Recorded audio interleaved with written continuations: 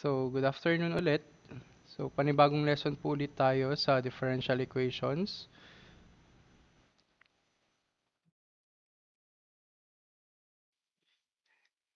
And for today's lesson, pag-aaralan po natin is all about exact equations and syempre, kung paano isolve itong tinatawag nating exact equations. So, ang learning objective natin, una, is to define exact differentials. Pangalawa, by extension, yung definition ng exact equations. And then, yung criteria para matawag na exact equation. At yung panghuli is yung method of solution or kung paano natin sinusolve yung mga tinatawag nating exact differential equations. So again, this lesson or recorded siya ngayon para sa future reference natin. So let's begin with the differential or the derivative of a function of two variables. Kapag meron tayong variable or function na z, which is a function of two variables x and y, at kapag gusto natin malaman yung derivative ng function na to, which is dz, from our previous understanding sa calculus, lalo na sa partial derivatives, kapag ang function ay function ng two variables, may express natin yung derivative niya in terms of the partial derivative of the function itself with respect to x dx plus the partial derivative of the function f with respect to y dy. At kung itong ang function na to ay equal sa certain constant c, therefore yung magiging derivative niya would be equal to 0. Kasi pag dinerive natin yung right side, yung pinaka-right side ng equation natin, which is c, that is equal to 0. And as you can see, yung resulting differential ng function of two variables natin, which is ito, is a first order differential equation consisting of partial derivative of f with respect to x and partial derivative of f with respect to y. When we derive a function of two variables, nakakakuha tayo ng one parameter family of function.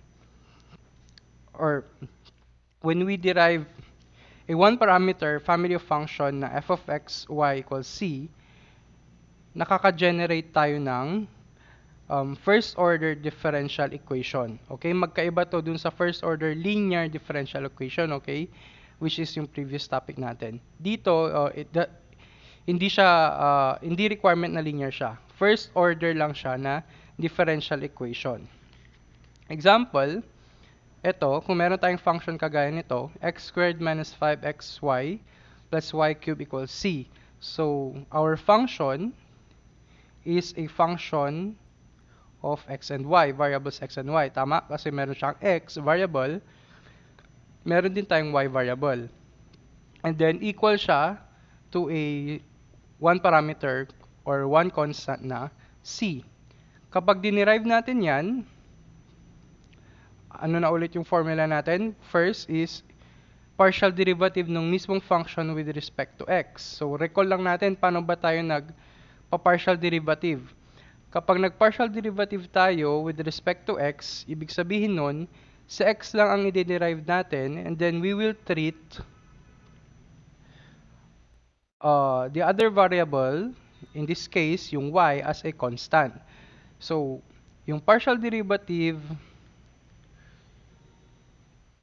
ng function natin with respect to x is equal to, syempre, x squared yan, ang derivative niya, pwede natin siyang i-derive kasi nga with respect to x tayo. So, magiging 2x dx. And then, next, yung negative 5xy, kapag dinerive natin yan, syempre, iti-treat natin si y as a constant. So, ilalagay na natin siya dito, minus 5y. At ang i-derive lang natin is yung x. At ang derivative ng x is, of course, dx. Plus, ang derivative ng y cubed with respect to xi, syempre, wala kang nakikitang x dyan. And si y, dahil iti-treat natin yung constant, 0 yan. So, wag na lang natin siyang ilagay. factoring yung dx, this is equal to 2x minus 5y dx. So, ganyan tayo nagpa-partial derivative. I hope o natatandaan nyo pa dun sa differential calculus nyo. At kapag kinuha naman natin yung partial derivative ng f natin with respect to y naman, si x naman ngayon ang magiging constant natin. Tapos, i-derive lang natin yung mga may y. So, yung derivative ng x squared ay 0. Kasi nga, we are deriving in terms of y. So, 0 yon. Then next, negative 5xy. Si x na ang constant, so negative 5x. And then, derivative ni y is dy. Derivative ng y cubed with respect to y is positive 3y squared dy. And factoring, we have negative 5x plus 3y squared dy. Ito na ngayon yung derivative ng function natin. So, kung tinawag natin siyang z, ang dz na ngayon natin is yung sum nung dalawa. Diba? Based dun sa formula natin kanina. Sum ng partial derivatives with respect to x or with respect to the first variable plus the partial derivative of the function with respect to the second variable. So, we have 2x minus 5y dx minus 5x plus 3y squared dy.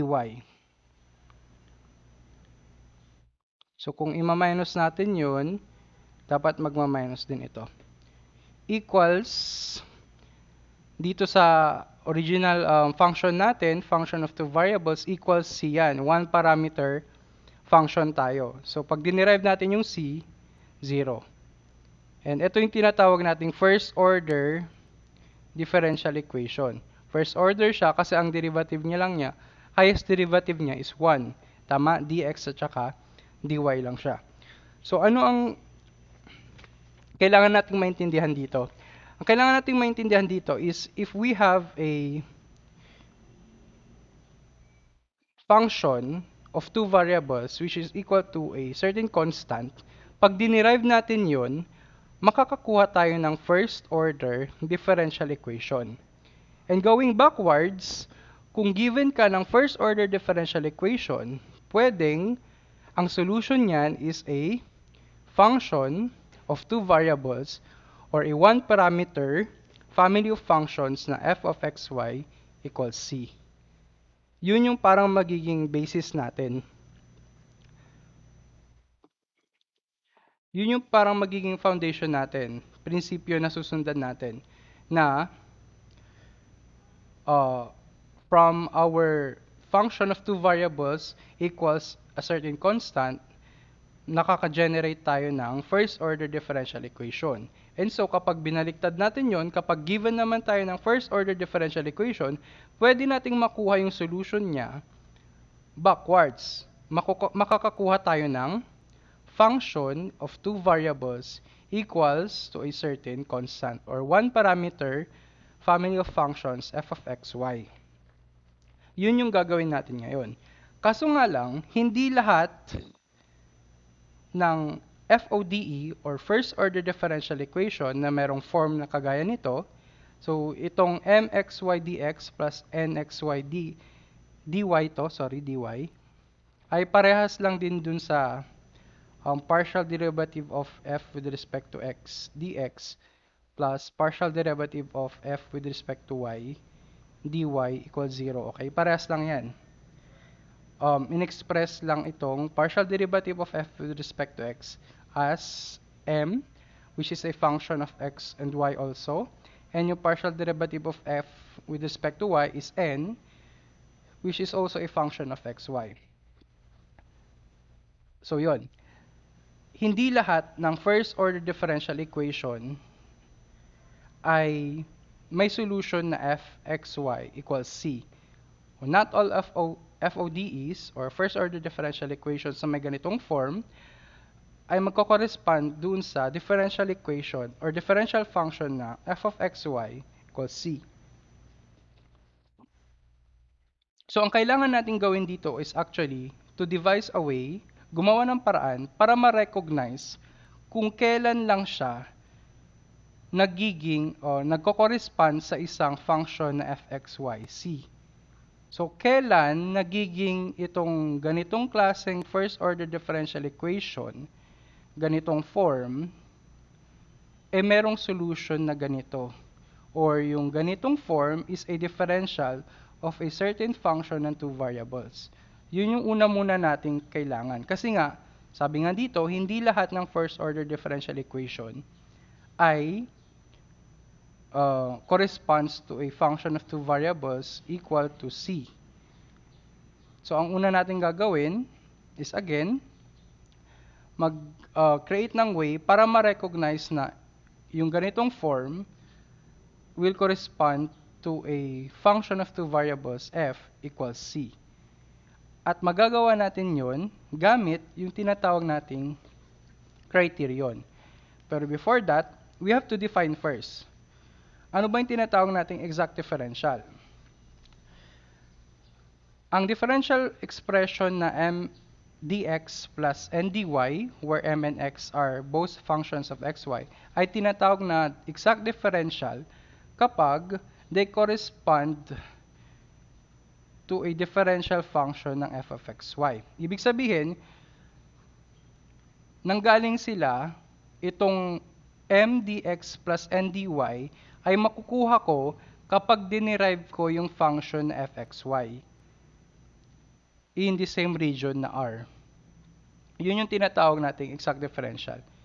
Okay, or baliktad, kapag dinerive ko sa f at nakuha ko itong ganitong form, n dx plus n dy, ibig sabihin, exact differential itong m dx plus n dy.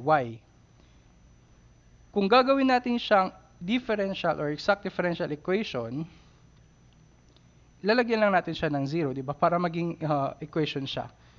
So, ang first order differential equation naman na m dx plus n dy equals 0 ay matatawag na exact kung yung left hand side is of course ito, m dx plus n dy ay exact differential. Which is, again, ano ang ibig sabihin ng exact differential? Ito.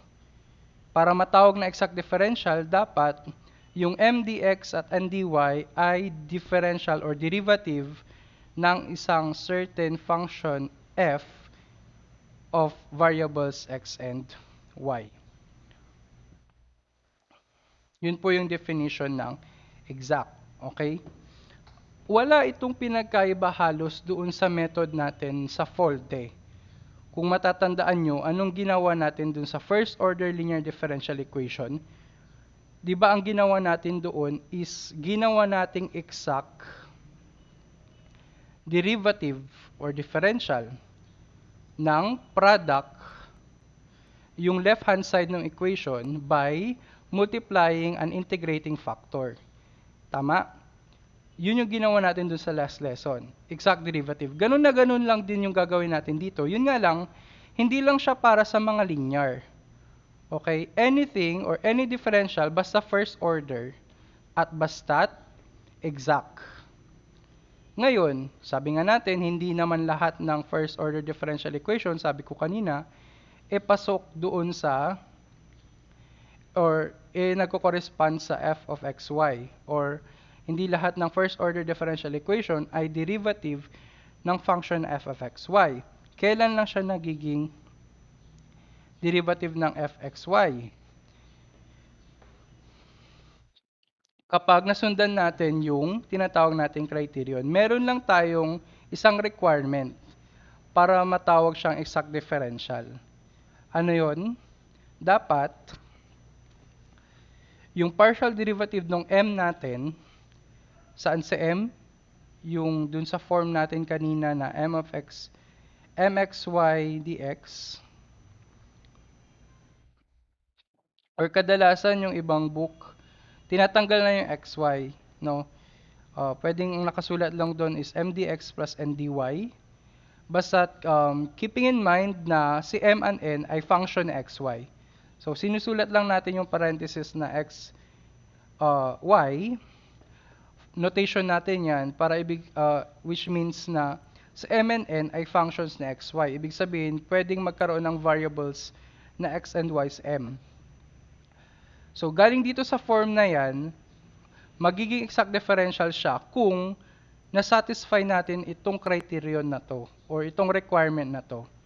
Anong daw ito? Yung partial derivative dapat ni m with respect to y ay equal sa partial derivative ni n with respect to x. Where m and n ay galing doon sa mismong first order differential equation natin. Kukunin lang natin, bali i-rewrite lang natin siya in the form of dito, yung nakikita nyo sa screen, m dx plus n dy. Pag kinuha natin yung partial derivative ni m with respect to y, kinuha natin yung partial derivative ni n with respect to x, at nag-equal sila, or kadalasan, yung ibang book, ang pagkakasulat nila is ganito, ima-minus nila, at ang difference niya is 0, ibig sabihin, exact differential equation, ito. Matatawag natin siyang exact equation. Okay? Ano ang proof na dapat mag-equal siya, mag-equal yung partial derivative ni m with respect to y sa partial derivative ni n with respect to x. So, i-prove lang natin ng konti. Kung galing tayo dito sa form na ito, function of m, xy, dx, plus function ni n, dy, and that is equal to, di ba, from yung examination natin kanina ng derivative of a function or differential of a function, yung sa z, di ba ganito yun kanina, partial derivative of f with respect to x dx, then plus partial derivative of y with respect to, partial derivative of f with respect to y, dy. So, parehas yan. Ibig sabihin, yung m natin is the same as the partial derivative of f with respect to x by inspection, and then yung function natin na n is equal to the partial derivative of f with respect to y. Since kapag kinuha natin yung partial derivative ni m with respect to y, but m is what? Partial derivative of f with respect to x. So, isa-substitute lang natin dyan.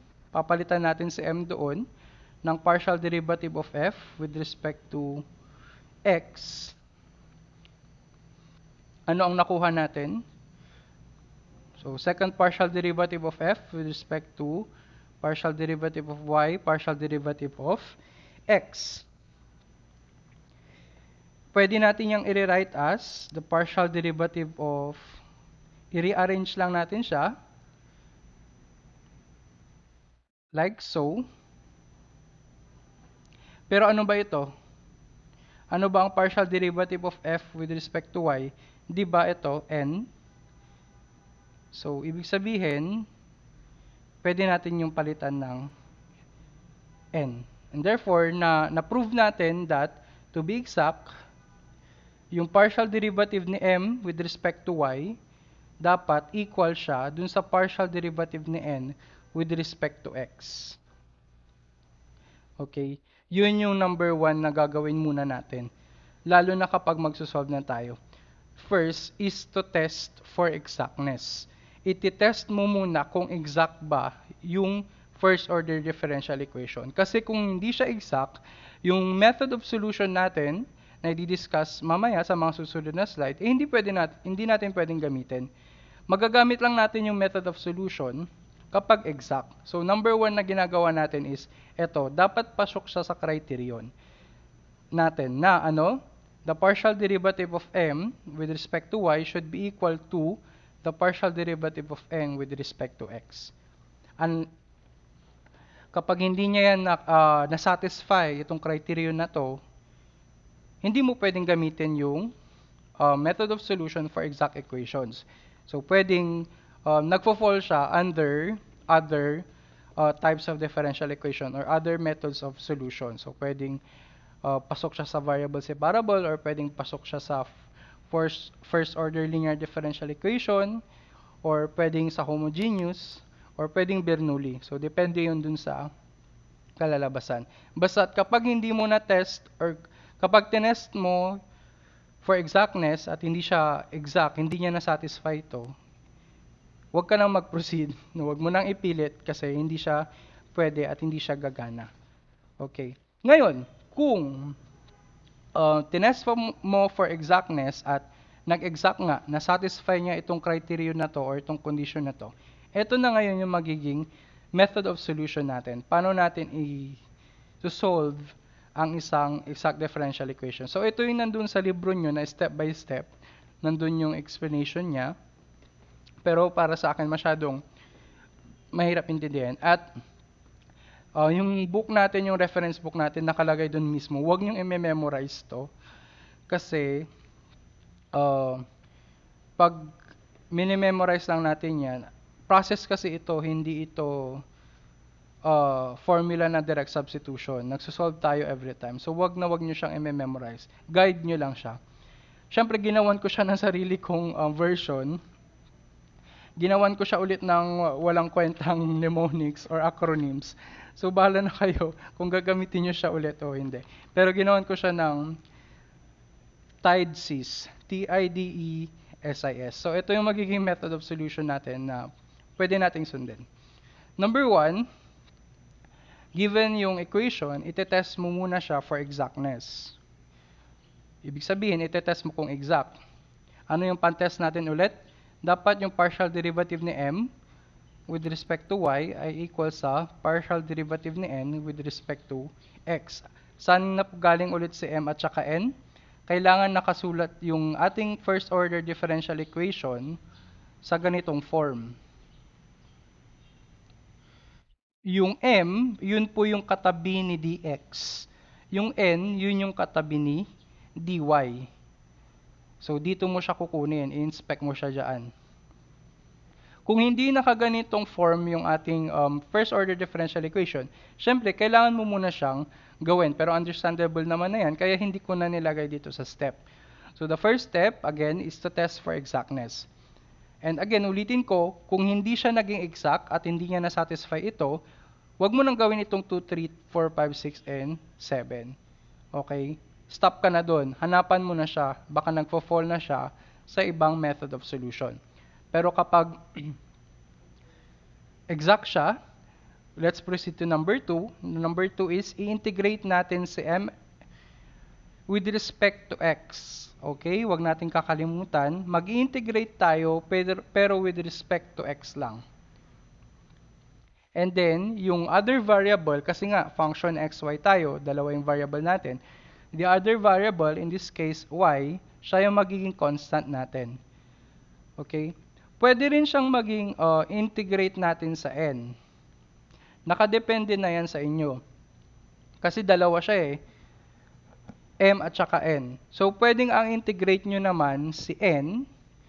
Pero kung n siya, dapat ang integration natin is with respect to y. At saka yung x ang magiging constant natin. Ibabaliktad nyo lang. Kasi si m, ito para matandaan nyo, si m, siya yung katabi ni dx. So, pag nag-integrate tayo, dapat with respect to x. Kung yung m yung ginamit natin.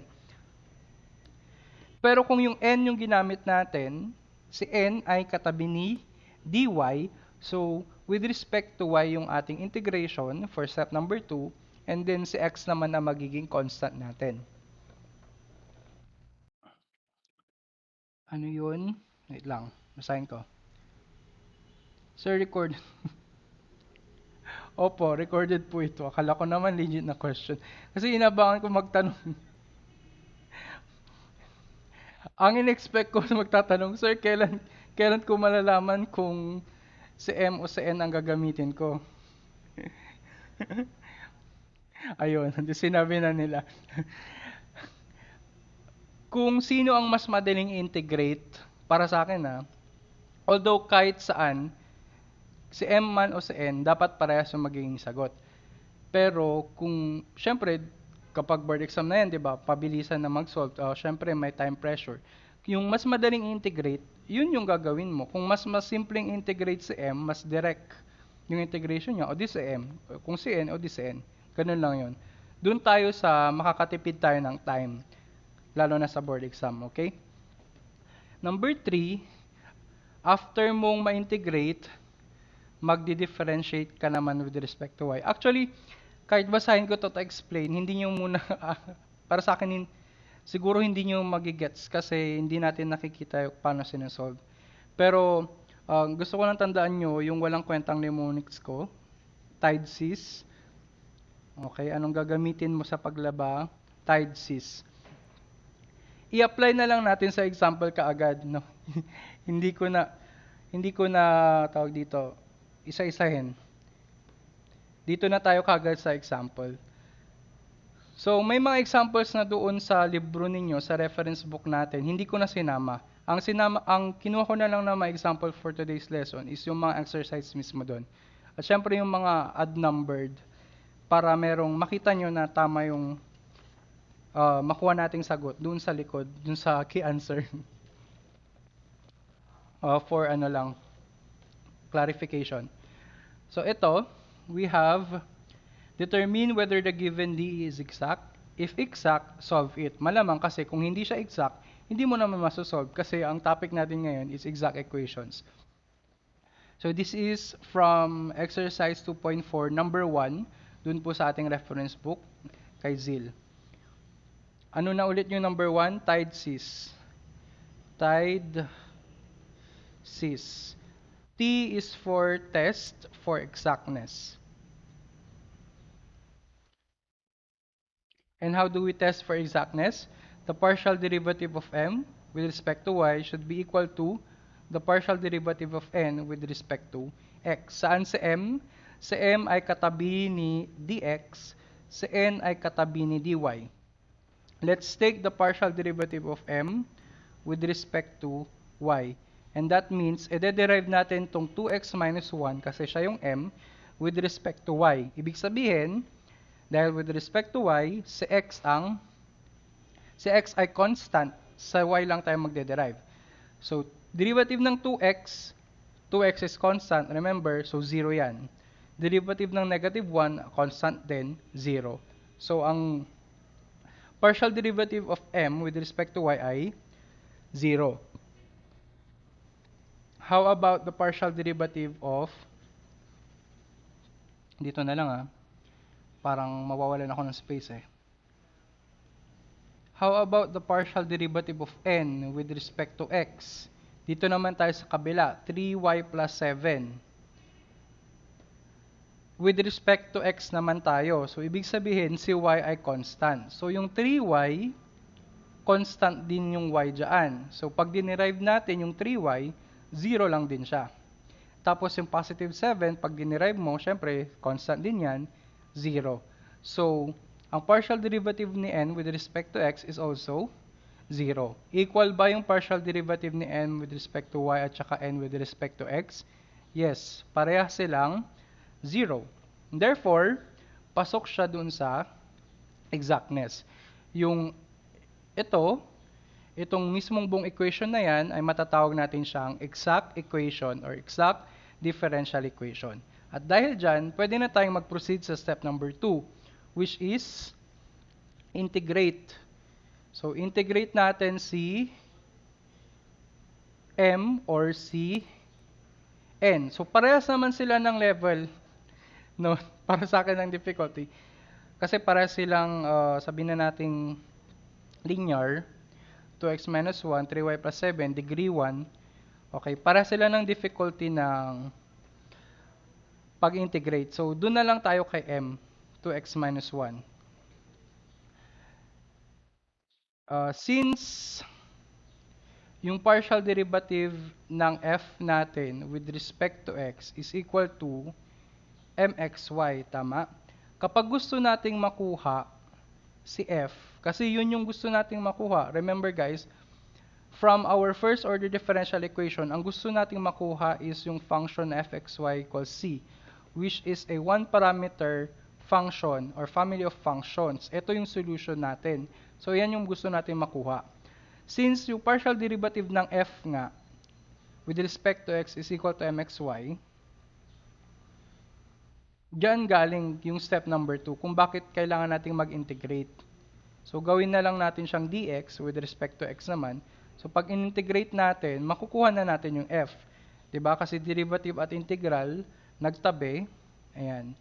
So, integrate natin si m dx with respect to x. So, yung ibang authors, naglalagay sila ng x dito to signify na ang pag-integrate natin is dx. Tinatanggal yung dx dito, pero parehas lang din naman yan.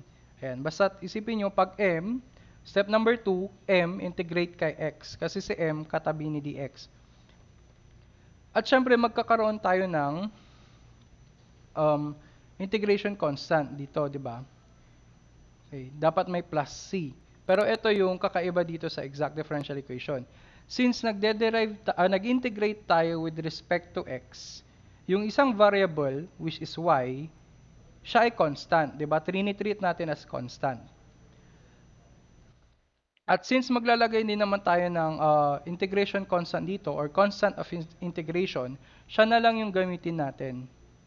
Pwede natin express yung integration constant or constant of integration as a function of y. Kasi si y naman ay constant din in this case. Kaya magdadag tayo ng g of y. Parang ito yung pinaka-plus c natin pag nag-integrate tayo. Since si y naman is constant dito, kasi nga mag-integrate ka with respect to x, siya na lang yung gawin nating integration constant, g of y. Actually, ito na yung solution. Ang kailangan mo na lang kunin is ano yung g of y. Kasi ito na yung hinahanap mong fo. Si m naman, function ni x yan, no? So, kailangan mo na lang si g of y. Paano natin kukunin si g of y? Step 3, ayan, no? Step 3 is differentiate with respect to y. With respect to y, kasi m yung gamit natin. Babaliktarin mo naman siya kapag with respect to x, kapag n yung ginamit natin sa step number 2. Okay, bakit natin siya i-derive with respect to y? Pag kinuha natin yung partial derivative ni f with respect to y,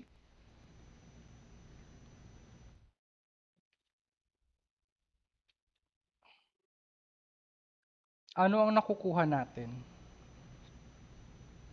Siyempre, pag magde-derive tayo with respect to y, yung right side, f, left side, f, magiging partial derivative of f with respect to y. Yung right side, syempre, partial derivative ng kung ano man yung makukuha mong integral dito.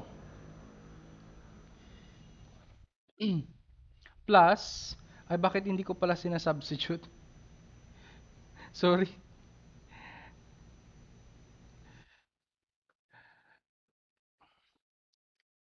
Balik tayo dito sa step number 2. Integrate m. Dapat pala sinasubstitute ko.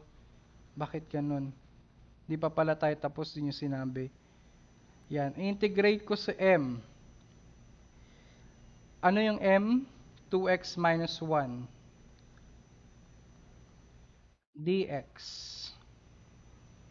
Step number 2 ito Step number 2. Ayan. Plus gy or g of y. Ano po ulit yung g of y?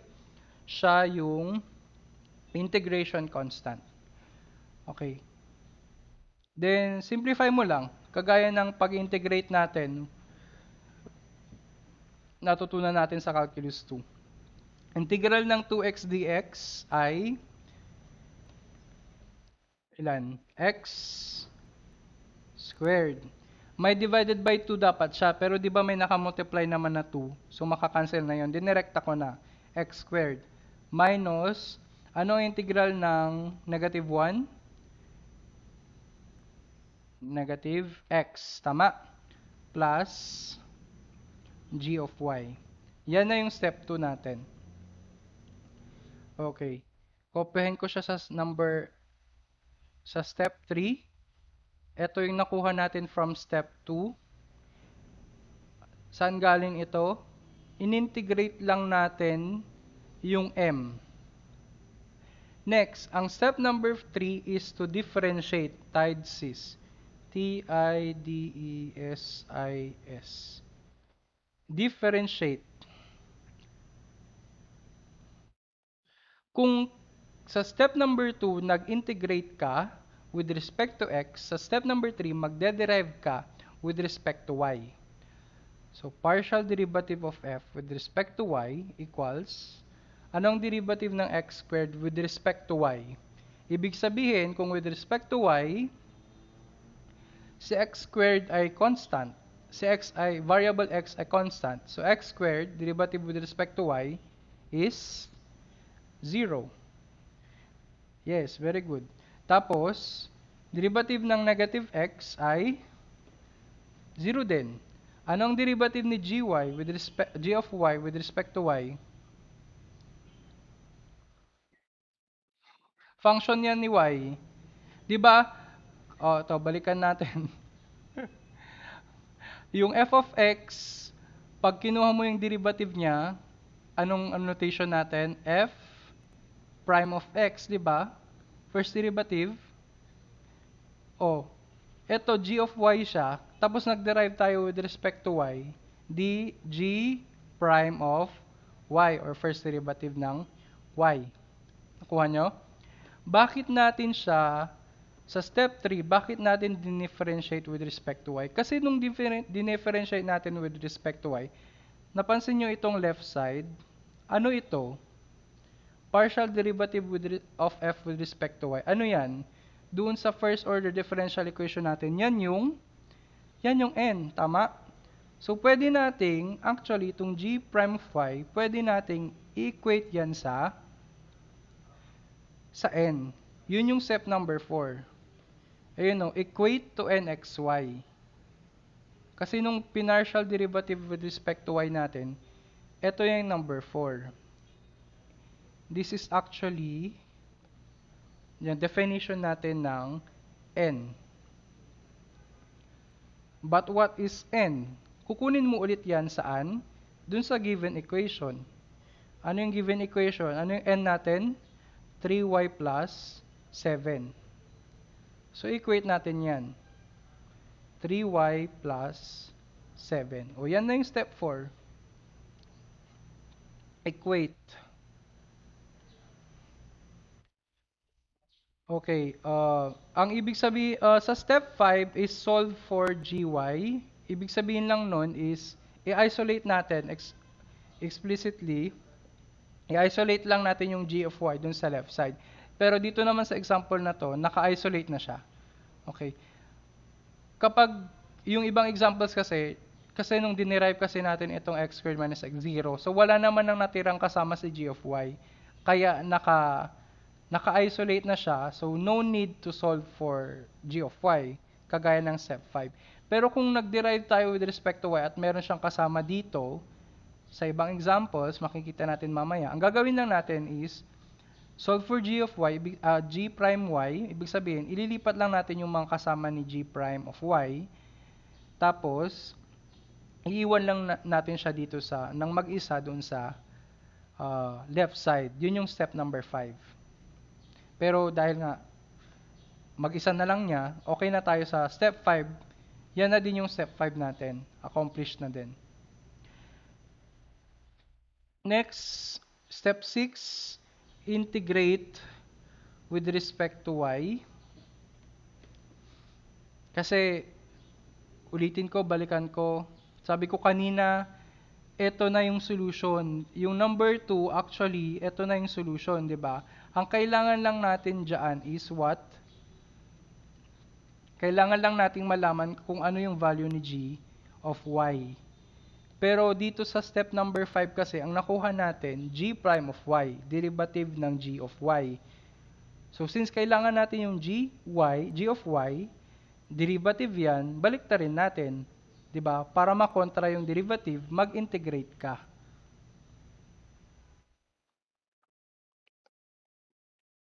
equals integral ng 3y plus 7, syempre, with respect to y, or integral ng 3y plus 7 dy. Pag integrate mo yung left, integrate mo din yung right. At since derivative yan, tapos um, integrate, ibig sabihin, cancel lang sila, may iwan is gy. Pero yung kabila, kailangan mong i-integrate. So, integral ng 3y dy is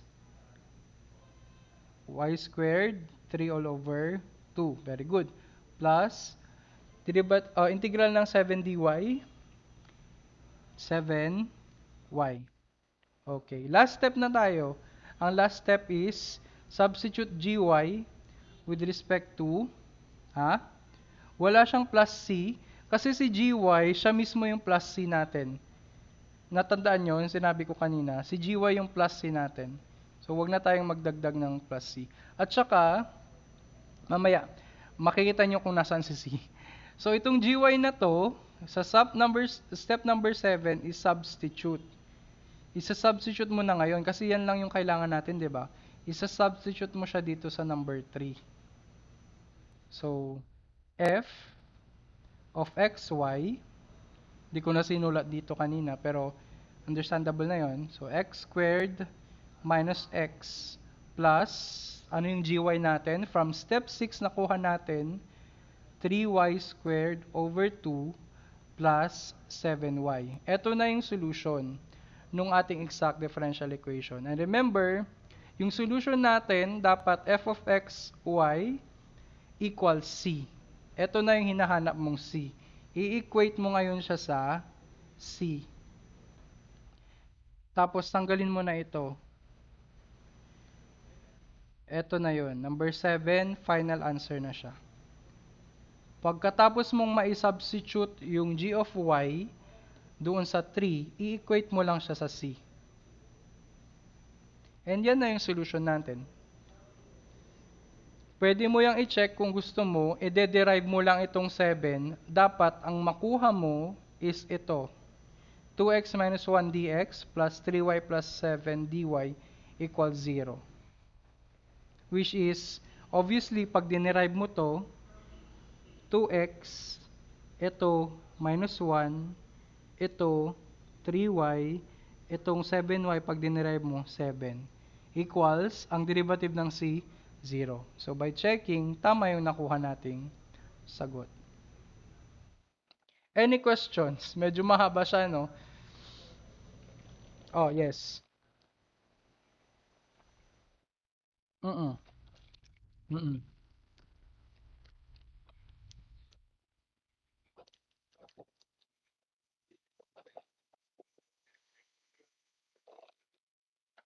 Ano yun? Ano yun? Paulit niya?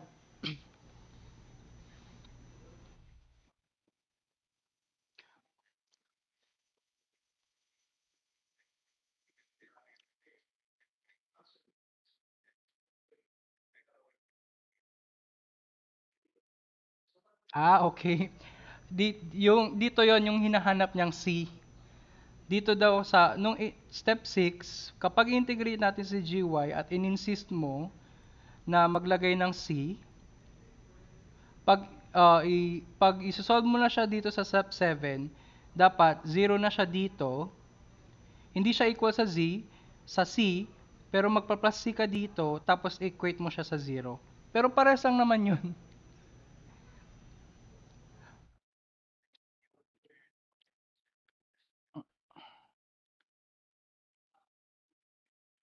Oh,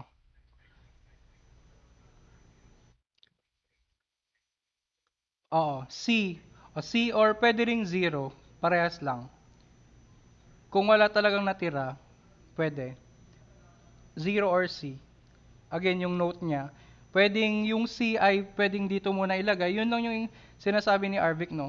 Pwedeng yung C dito muna ilagay, pero dapat pag sinubstitute muna siya dito sa f of x, y, dapat hindi siya equal sa C, dapat 0. Pero hindi ko lang siya nilagay para maging consistent tayo dun sa definition natin ng one parameter variable na equal dapat sa C. Pero either way naman, Parehas lang. Yan. Pero mag-stick na lang tayo sa equals C. Okay. Any other questions? Step siya. Tide sis. Uh, Note ko lang din ulit. Ito, para sa akin, routine math lang din ulit to, no? Kaya nga ginagawa natin ng tawag dito, mnemonics or step by step. Kasi susundan mo lang talaga siya. Wala nang ibang, I mean, wala nang ibang pasikot-sikot pa. Pag na-prove mo once na exact siya, dire-diretso na yun, susundan mo lang siya. Kaya madali lang to, mahaba nga lang yung step. Mas madami siyang steps kesa dun sa fold eh. Pero mas madali siyang i-integrate. No, kesa yung hanapin mo yung integrating factor. Para sa akin, mas nakakabisit hanapin yung integrating factor ng first order linear differential equation kaysa dito sa exact equations. Kasi dito, mapapansin nyo function lang ni y, 3y plus 7. Ganyan lang siya. Tignan natin yung ibang examples kung masundan pa natin ulit. Ayan. This is from exercise 2.4 ulit, number 5. Again, same instructions. Determine muna kung exact and then kapag exact, isa-solve natin.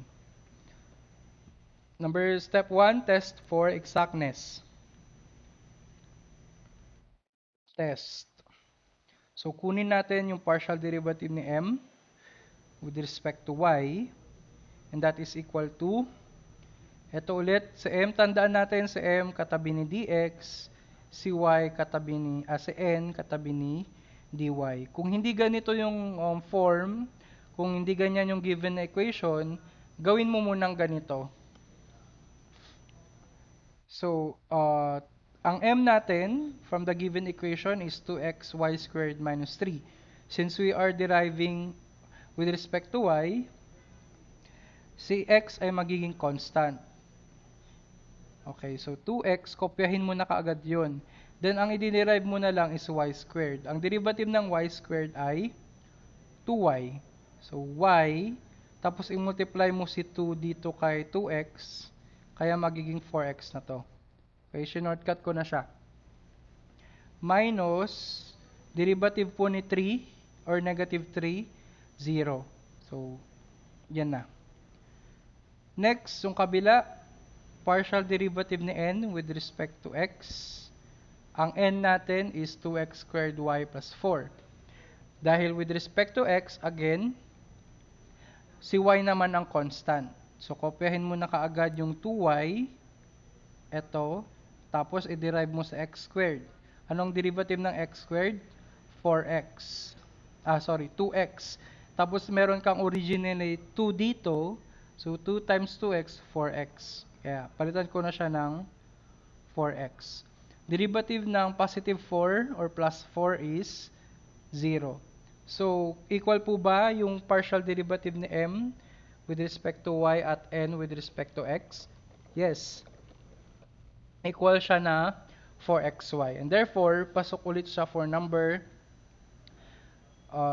step 1. Ibig sabihin, exact equation po yung given sa atin. We can now proceed to step number 2, which is ti, integrate. Ayan. For variety lang, mag-integrate naman ako this time with respect to n.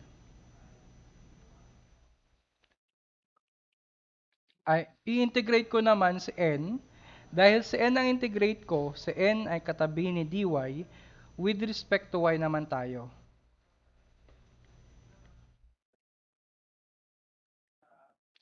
Kung with respect to y siya, ang integration constant natin is x or h of x naman. Kasi g yung sa gy kanina, g of y. So, h of x naman tayo. So, integrate f equals the integral of, nakakalimutan kong isulat yung xy. Ayan. Integral of n Kung n with respect to y tayo, kaya dy yan. Tapos, ang ating integration constant or constant of integration po ay si x naman. So, tawagin natin naman siyang h of x. Kasi si m, ay kay m kanina, g of y. Dito, h of x naman. That is equal to, ano kuha natin? Integral of, ano sa n? 2x squared y plus 4 dy plus h of x.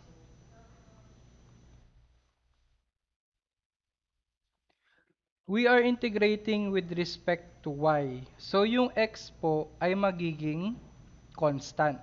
So, si 2x squared dito, pag in-integrate natin yung 2x squared y dy, ilalabas mo na si 2x squared kaagad.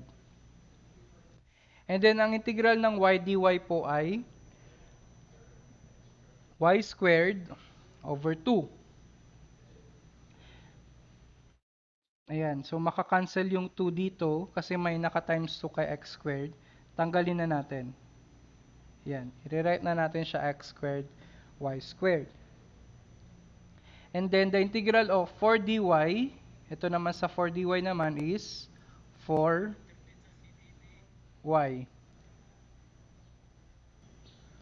For the integral of 4 dy plus 4y lang tayo dyan. And then, plus h of x. Yan na yung for step number 2. So, step 3, copyahin ulit natin yun. X squared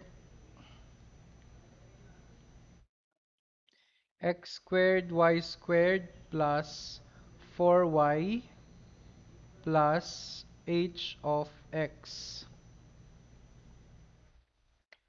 TID. So, step number 3 is differentiate. Differentiate with respect to x naman. So, differentiate with respect to x, yung f, partial derivative of f with respect to x equals, differentiate with respect to x, yung x squared, y squared is constant. So, kopyahin mo na yon. Ang i-differentiate mo is si x squared. Differential or derivative na x squared ay 2x. So, we have, multiply na lang natin siya dito sa, yan, tabi natin yung derivative na x squared to x. Tapos, ang derivative ni 4y ay, syempre, with respect to x, yung derivative natin, si y, constant. Kaya 0 yung 4y. Or 0 yung derivative ni 4y. Then, ang derivative ni h of x is, of course, h prime of x, or first derivative ng h of x. Step number 4, equate. Equate natin yung m naman. Kasi, mapapansin nyo yung left side ng equation, partial derivative ni f with respect to x. That is actually yung m natin. So, i-equate natin yun sa mxy. So, for step number 4, kopyahin mo lang yung 2x y squared plus h prime of x, equate mo sa m. But what is m? Titignan natin yung given na equation. Ang m natin is 2xy squared minus 3. So, kopyahin mo 2xy squared minus 3. Yan na si step 4. Step 5 is solve. In this case, ang isosolve natin is h prime of x. Kasi nga, again, sa n tayo nagsimula. Ibig sabihin lang nun, iiwan ko lang si h prime of x dito sa uh, left side. So, h prime of x equals, ilipat ko lahat sa kabila, yung 2xy squared magiging negative, and then plus 2xy squared minus 3. Ito actually magka-cancel out yan. Ayan. So, ang h prime of x natin would be equal to negative 3. Yan na yung step 5. Step 6, integrate. Saan tayo mag-integrate? Alternate yan. Sa step 2, nag-integrate ka with respect to y. Step 3, differentiate ka with respect to x. Pagdating kay step 6, integrate ka with respect to y. Joke. With respect to x. Bakit? Kasi h of x to. Ba't kanina nag-alternate? Okay. Parehas pala. Hindi pala alternate. Sorry po. So, negative 3, dagdagan natin ng dx kasi mag-integrate tayo with respect to dx. Derivative yung prime dyan sa h of x, tapos integral. So, cancel lang sila. H of x lang yung natira. This is already step 6. And then, ano ang integral ng negative 3 dx? Negative 3x. Again, sabi nga dun sa note sa libro, pwede kang mag-plus c dito, pero mamaya, equate mo na siya sa 0. Or, wag kang mag-plus c, pero mamaya, equate mo sa c. Eto na si step 6. In step 7, finally, dito na sa taas isa-substitute natin yung negative 3x or yung h of x na nakuha natin dito sa, yan, pagpasok natin sa step 3. So, kopyahin mo lang yung x squared, y squared, plus 4y, and then yung h of x, kagaya na nakuha natin sa step 6, papalitan natin ng negative 3x. And then lahat ay i-equate natin sa c. And then yun na. Final answer. Questions?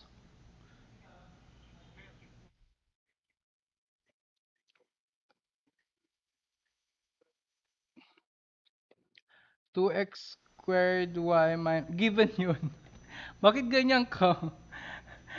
Given naman. Given ito, given. Oo. Ibang. Oh, number 7 naman, under exercise 2.4 pa rin. Siyempre, test pa rin natin. Step 1. 'Di ba? Ang dali-dali. Pag may steps, sinulat ko talagang buo. Okay. Partial derivative ni m with respect to y. Huwag kayong malilito Sa test for exactness, si m sa y siya. Okay. Dito lang naman sa part na to sa step 1. Kasi baka malito kayo. Si m katabi ni dx. Dapat kay x ako mag-partial derivative. Hindi. Sa test for exactness, for step number 1, baliktaran muna sila. So, si m kay y muna. Ito yung m natin, x squared minus y squared. Yung n natin, x squared minus 2xy. So, derivative ni x squared with respect to y, 0. Tama? Kasi x yun constant siya. Derivative ni negative y squared with respect to y is negative 2y. Yan si m. So, for partial derivative naman ni n with respect to x, derivative ni x squared is 2x. Derivative ni negative 2xy with respect to x, si 2 and y ay constant, so meron tayong negative 2y, tapos ang derivative ni x ay 1. So 2x minus 2y. Equal ba yung partial derivatives ni m with respect to y at n with respect to x?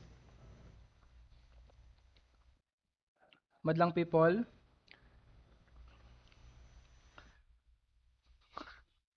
Di ba hindi? Kasi si M, negative 2y, si N, 2x minus 2y. Hindi naman sila parehas. So kung hindi sila parehas, hindi ito exact. O di, yan na yung sagot, not exact. Wala kang masosolve dyan. Sabi niya naman, pag exact lang, saka mo lang isosolve. So, yan na yung sagot, not exact. Kuha?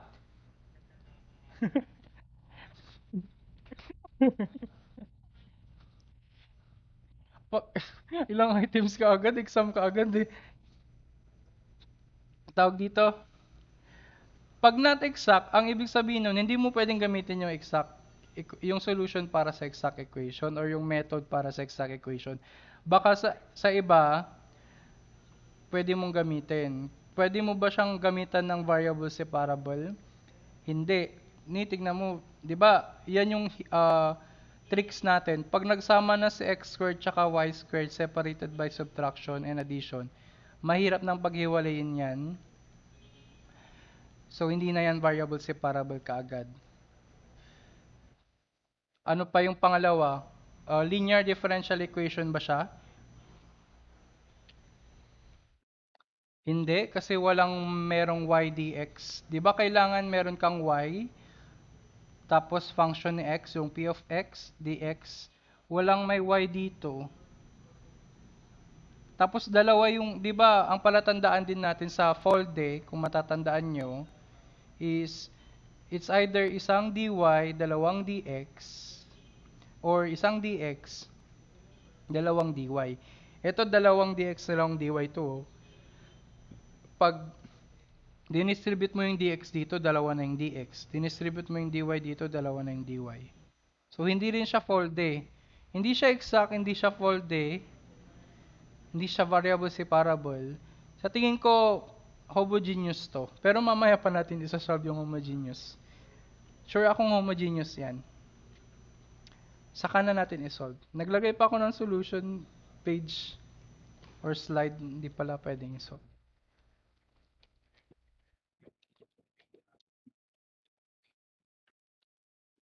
Mm. Yung maglalagay na ng integrating factor. O hindi muna natin na ano yon kasi medyo madugo. Mas madugo pa yun dito. Mm. Pero ano yun palinawan yun ng mata. Parang may magdadagdag ka ng kulang para maging exact. Saka na. So, dun muna tayo sa mga exact talaga. Huwag muna nating ipilit maging exact. So, number 9, dahil hindi nga exact si number 7, proceed tayo sa number 9 na exercise 2.4. So, medyo hirapan natin ng konti. Meron siyang sine tsaka cosine. Step 1 ulit. Di ba? Paulit-ulit lang tayo dito.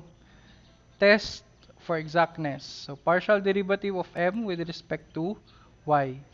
M natin, ito, x minus y cube plus y squared sine x. And n natin is 3x y squared plus 2y cosine x dy.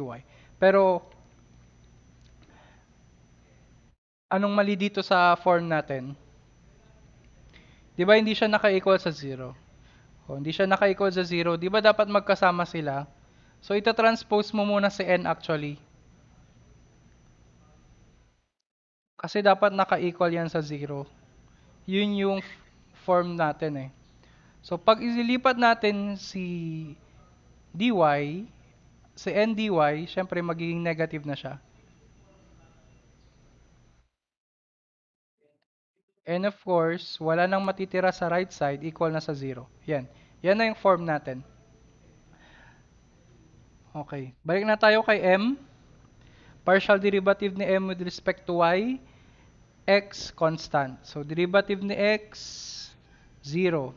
Derivative ng negative y cube, negative 3y squared.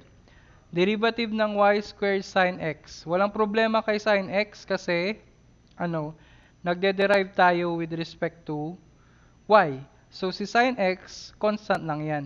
Lahat ng may x magiging constant. Tapos, ang i-derive mo na lang is yung y squared. Ang derivative ng y squared is 2y. So, positive 2y. Next, partial derivative of n with respect to x naman tayo.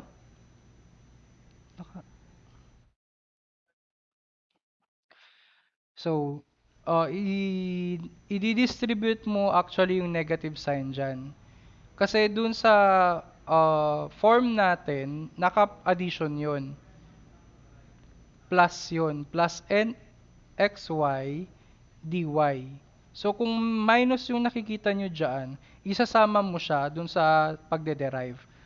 So, negative 3xy squared, ang derivative niya with respect to x is of course, y squared magiging constant, kasama na si 3. So, negative 3y squared yon. Ang ide-derive lang natin is yung x, but ang derivative ng x is 1. So, hindi na natin isusulat dyan. Next, plus, derive natin yung negative, okay, tandaan nyo may negative tayo doon i-distribute mo yan. So, negative 2y cosine x to. Dahil derivative or deriving tayo with respect to x, si negative 2y ay constant. Tapos, i-derive mo pa ulit si cosine x. Kasi with respect to x tayo. Anong derivative ng cosine x? Negative sine of x, tama? Kung negative sine of x yan, tapos may negative sign pa ulit tayo sa unahan, magiging plus na yon. Equal ba yung partial derivative ni m with respect to y and n with respect to x? Yes. Dahil dyan, may gagawin tayo. Dahil exact equation siya, diretso tayo sa step 2. Okay, ngayon, mamimili na kayo ngayon. Titignan natin, sino ang mas madaling integrate, si M o si N?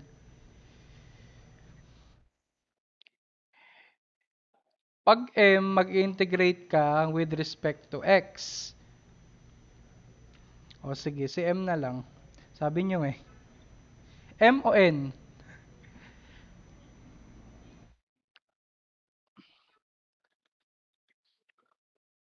Ako ang masusunod, ako magsusulat. M na lang. M na lang.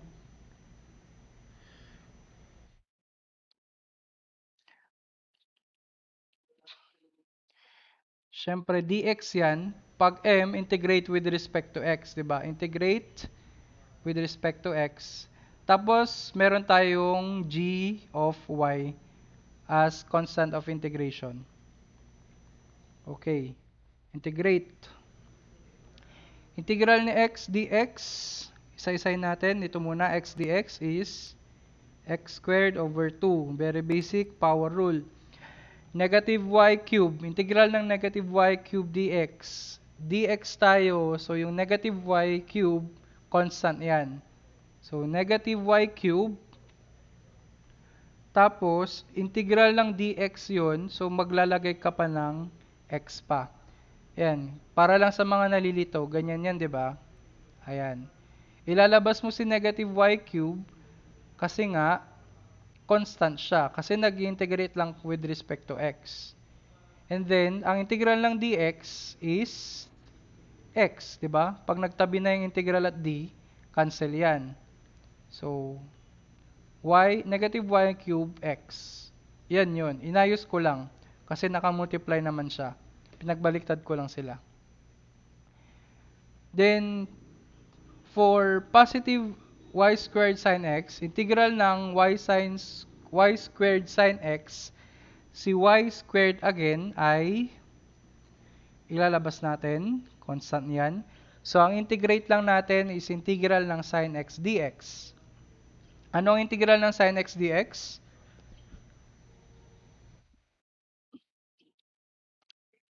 Negative cosine. So, yung plus dito kay y squared, gawin na nating minus, tapos cosine x. At wag natin kakalimutan yung g, y natin. Okay, we're ready for step 3.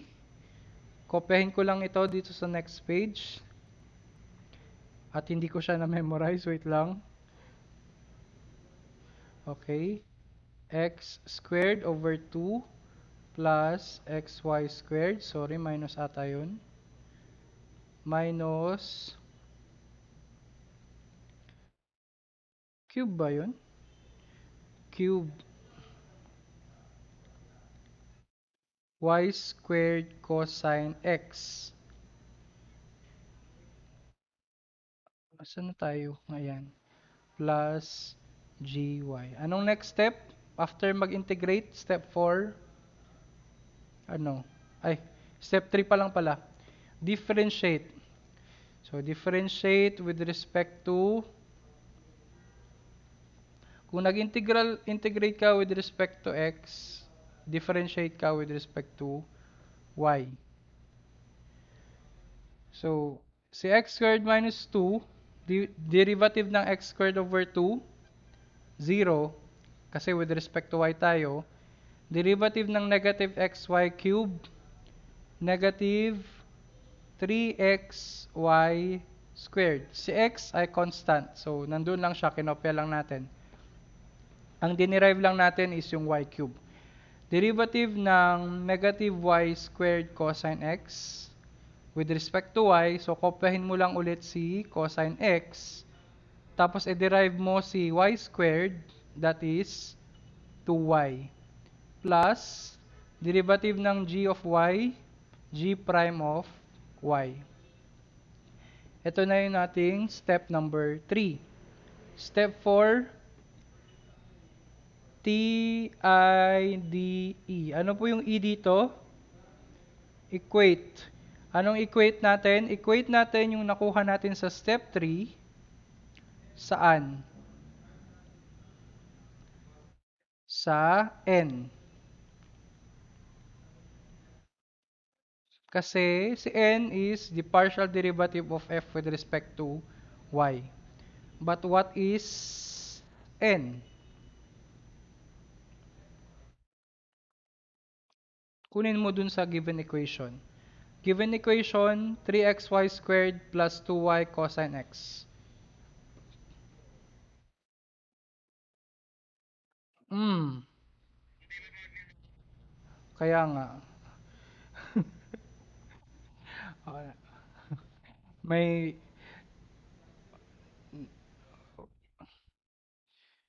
nag-derive nag-derive tayo. Ang derivative ng ay hindi tama pala.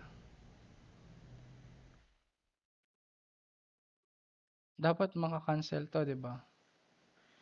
Negative. Sorry, sorry. Ang may negative, ito pala. Sorry. Nung nilipat natin pala, sabi ko bakit walang maka-cancel. So, negative 3xy squared minus 2y cosine of x. Yun yung n natin dito. Dito tayo dun sa nilipat na natin siya sa kabila. At equals na lang siya sa 0. So, kasama yung negative dun. Nung dinistribute na siya, eto na yung n. Step number 5, solve for g prime of y.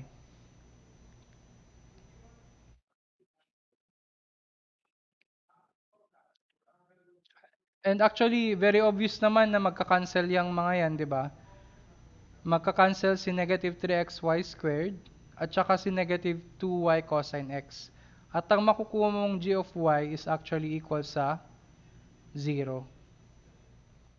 Pag tinranspose mo yan, cancel yan. Yan na si g of y. Next is step number 6, integrate. Integrate with respect to y. So, integral of g prime of y equals integral of 0. Integral, derivative, cancel, g of y ang natira. Integral ng 0 is just 0. Number 7 is, anong gagawin natin?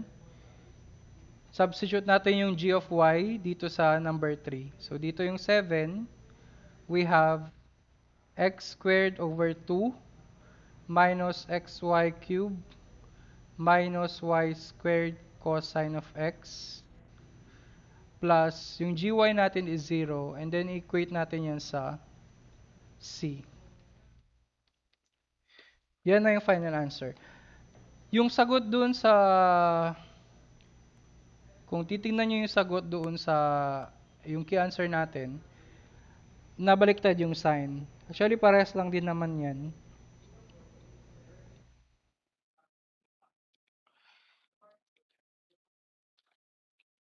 Kasi 'di ba pag nag-factor out ka ng negative 1 dyan, syempre magiging negative sa x squared over 2, positive sa xy cube, sin y squared cosine x magpa-positive.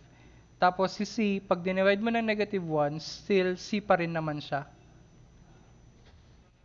So, parehas lang din. Kasi ang nakalagay doon sa key answer natin is yan, xy cube plus y squared cosine x tapos minus x squared over 2. Parehas lang din naman yan. As long as napakita mo na yung proper solution, i-consider naman natin yan. Question.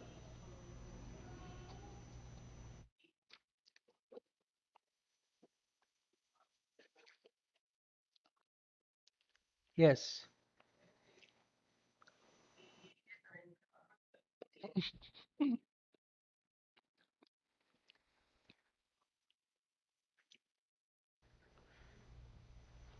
Number 11. Exact hindi. Agad-agad. Hindi agad eh. So, tinatanong ni si Papa yun, di ba? Si Eman. Tinatanong ako may mas mahirap daw ng example kasi madali lang naman talaga. Kaya naman kay Eman. Hindi, joke lang. Madali lang naman kasi to kasi may pina-follow lang tayong steps. At ang pina-practice lang talaga dito sa differential equation is yung skills mo sa differential calculus at integral calculus, pinagsama lang. Mahihirapan ka lang naman sa DE kapag hirap ka sa differential and integral calculus eh. Kung mahirap ka mag-integrate yung mga basic principles nun at mahirap ka mag-differentiate, talagang malilito ka sa differential equations. Pero kung maganda ang foundation mo dun, basic lang tong mga to. Routine math nga yung tawag ko dito, di ba? So, balikan natin tong example natin. Yan, walang problema. Maganda na yung form niya. Nasa tamang form siya. Sana all. Kunin na lang natin step 1. Ay, sorry. Dapat partial derivative ni m with respect to y. So, alam kong yung iba dyan ay nananalangin na sana hindi ito maging exact. So, sana exact. Okay. Y ln of y minus e raised to negative xy. Yun yung m. So, with respect to y, we have, okay, kailangan nating i-derive to. Parehas yan na ano eh, function ni y. So, kailangan mo siyang i-derive parehas. Tama? So, we have derivative of a product kasi u times v yan. At ano po ulit yung derivative ng product? U dv v du. So, u times the derivative of ln of y, that is 1 all over y, plus v ln of y times the derivative of y or u or y is 1. So, yan lang din.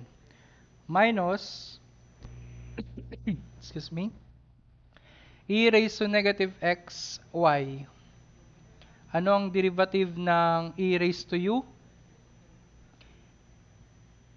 EU du. So, pag dinerive natin yan, e raised to negative xy pa rin, times, i-derive pa natin yung negative xy or yung exponent niya.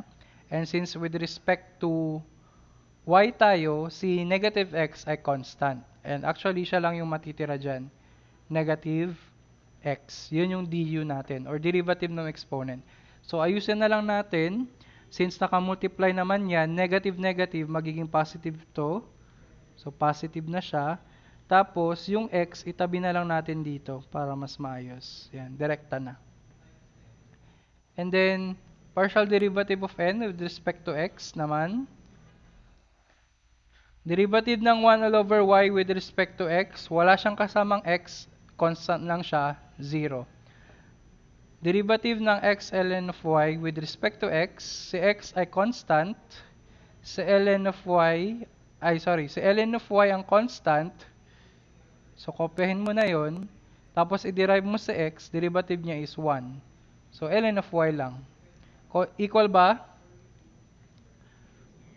Sayang. Sayang. Not exact. So, stop na tayo dyan.